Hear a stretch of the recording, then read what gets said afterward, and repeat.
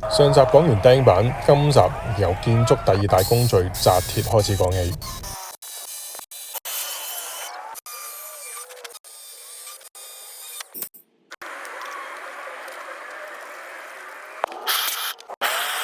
喺舊有石屎面鑽窿種鐵，必須確保足夠嘅深度，冇灰塵。鋼筋對於石屎嚟講係好重要㗎，因為可以增強石屎嘅強度。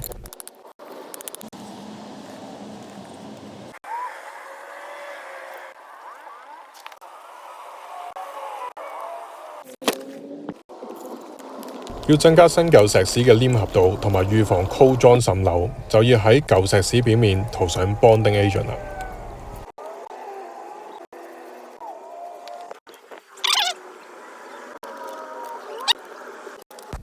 終於可以落石屎啦！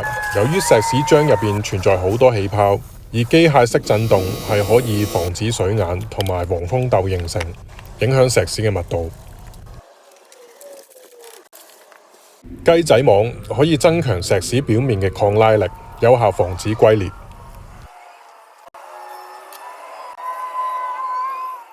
3 days later， 非結構石屎嚟講，最少需要3日，石屎有足夠嘅強度先至可以插板嘅。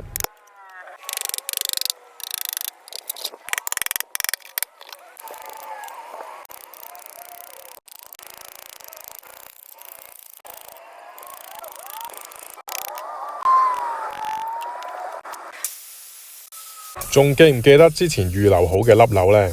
拆完板之後，喺粒鈕嗰度擠返防水膠，作為擋水第一道防線。終於完咗工啦！我哋交俾西伯利亞嘅同事跟進一下。係啊，隨住冬天嘅嚟到呢，天文台錄得100毫米嘅降雪量㗎。咁啊，地下就凍到裂晒啦，嘅 window curb 咧又未有受到破壞嘅。唔該晒西伯利亞嘅同事。喺加拿大 ，Jane 就係香港人值得擁有嘅裝修同埋驗樓師。